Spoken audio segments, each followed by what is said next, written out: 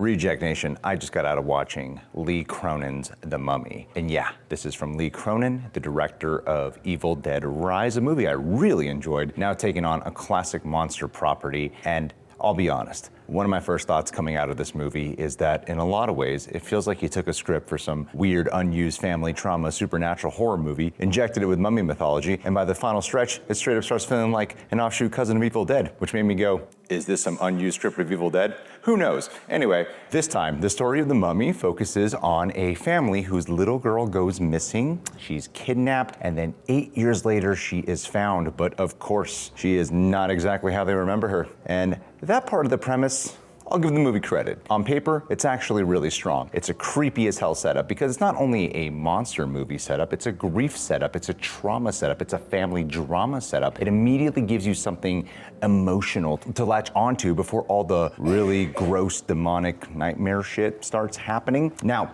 going into this, one of my main concerns was the runtime. I was like, I'll be out here in a solid 80. This movie's actually like 2 hours and 15 minutes. And when I saw that, I was like, really? Because for the trailer they pitched, I was like, that sounds a little too long. Now, a horror movie being over 2 hours is not automatically a problem. There's movies like The Exorcist, The Shining, The Conjuring. There's another Shrek movie coming out, The Conjuring. There are horror movies with real weight and atmosphere that absolutely justify that time. Does this Mummy movie justify all of it? Not completely. I do think they could have trimmed some time off. Was I bored? No, and that's actually important because there's a difference between a movie being too long and a movie being boring. This for me was not boring. It's sad, it's nasty, it's gross, it's really gross. There are scenes in here where the sound design alone is enough to make you squirm. Teeth chattering stuff, I hate it. And while I wouldn't call the whole movie terrifying, or yeah, I wouldn't call the movie terrifying. There are definitely moments that are tense as hell. There were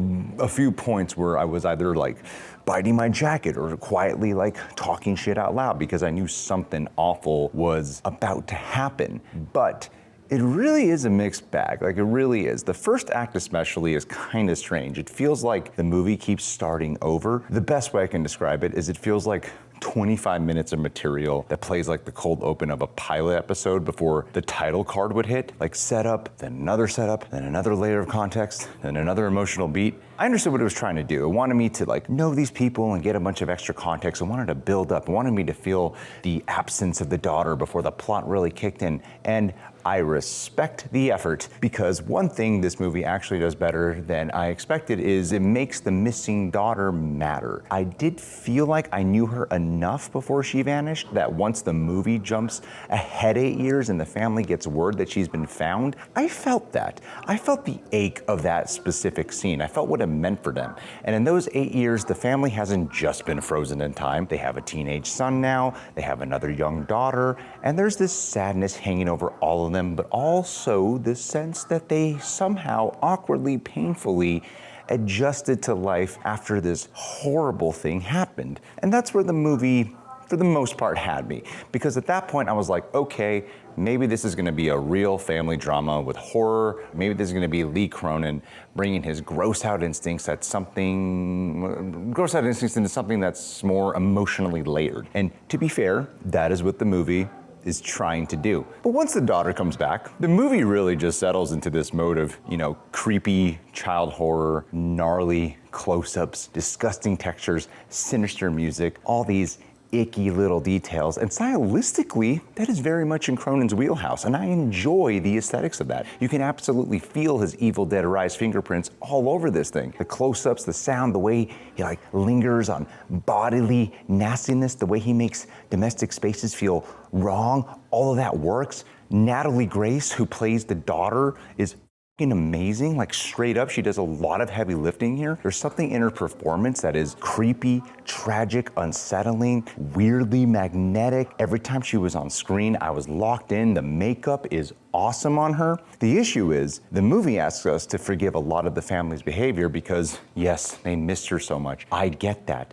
I understand the emotional logic. If your daughter has been missing for 8 years and she comes back, of course you're gonna rationalize things. Of course you're gonna want it to be okay. But holy shit, this movie really stretches that because the stuff she's doing, it's like not subtle at all. This is one of those No, this is not one of those. Maybe she's acting a little off horror movies. There's some really obvious horror movie shit happening with this girl. And at a certain point, I stopped thinking, I understand why they're in denial, and started thinking, why the there's nobody calling in serious professional help? Like, not even just supernatural help. I mean, like basic professional help. Just because one doctor was like, yes, psychological, that's what's going on here. No, it's obviously not. Like, you would go back to the doctor and be like, Doc, I think you got this shit wrong. Like, specialist, somebody, anybody. The movie keeps wanting the emotional pain of denial without fully earning how far that denial goes. And that's where some of the drama started to fall flat for me. Because the movie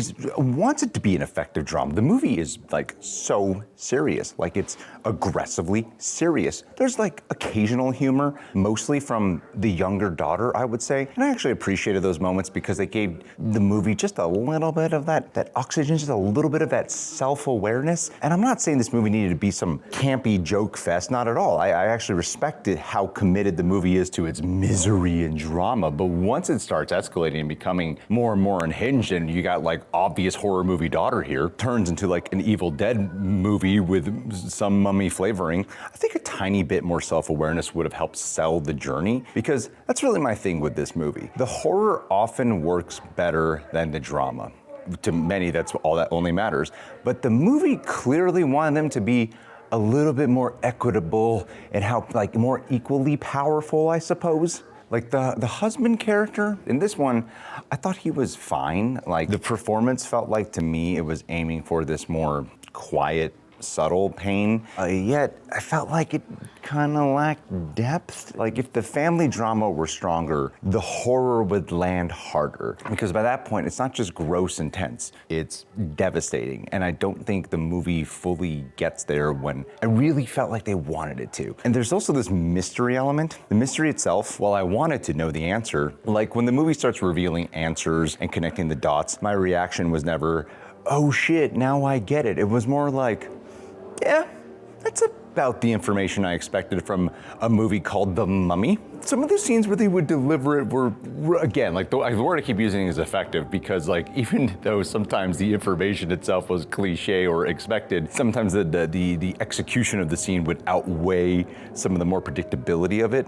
Because yeah, it's not like the reveals are bad, it's just that there's not much novelty there. The enjoyment comes more from the execution of the scenes than from what is actually being uncovered. That said, there are some pleasant surprises. There's a cop character in this movie who, in lesser hands, would have just been a total cliche, and I actually liked her a lot. I connected with her more than I usually do with that type of character. She's investigating what happened to Katie, trying to understand what's going on, and I found her presence grounding in a way I didn't expect. I was in her journey. And there's also a grandma character here, and the movie is just so mean to her that I kind of loved it, like genuinely. There are moments where this movie crosses into such a cruel territory that it becomes ridiculous, and I found myself laughing, even though I'm not sure that's fully what the movie intended. But honestly, that mean streak is part of what gives the movie some personality. Even when I wasn't buying all the emotional drama, I could at least appreciate that the film had an edge. And there was one scene involving, I'll just call it a large family gathering, I'm trying not to ruin it, but that was probably the moment where I felt the movie really went somewhere I didn't expect it to go. That scene for me is one of the best in the film. It's where like the tension, the cruelty, the awkward family energy, and the horror all kind of collide in a way that finally like felt truly alive. So overall, I guess in the end, yeah, I would say I definitely enjoyed the movie. The family drama could have been stronger. Some of the character decisions are, it's like I get why I should buy them, but I sometimes would have a hard time. Maybe it's an execution issue. Some of the emotional arcs feel a little cliche or undercooked. And for a movie this long, I do think it needed more nuance and a little more depth in the performances for some of them. So that way it became like really special. But at the same time, you know, there are some other great supporting characters in here. The main mummy girl is creepy as hell. Natalie Grace is fantastic. The gore has some genuinely nasty, unique texture to it. There are scenes of real tension. And even though I was only once in a while checking out, most of the time I was somewhere between lukewarm and very entertained. So yes, It's a mixed bag, but it's not a boring mixed bag. It's a committed one. It's a gross one. It's a mean one. It's a movie where I can absolutely see some people loving the shit out of it while other people walking out going, that was way too much Evil Dead and not enough actual Mummy. For me, I appreciated the intention. I appreciated the sum of its parts. I just don't think all the parts fully came together in the strongest way they could have. That's kind of where I land on it. I'm glad I saw it. I had a decent time with it. There's enough nasty imagery, enough tension, enough commitment, enough of Natalie Grace being creepy to make it worth watching if this kind of horror is your thing. But if you're looking for some all-timer horror classic or some reinvention of the Mummy that completely redefines what the story can be, I don't think it gets there. It's more like a solid, sometimes really effective, sometimes frustratingly limited horror movie that has style, has atmosphere, has some memorable mean-ass moments, but also feels like it's brushing up against a better version of itself that it never fully becomes. So yeah, that's where I'm at with Lee Cronin's The Mummy. Go watch it, I suppose.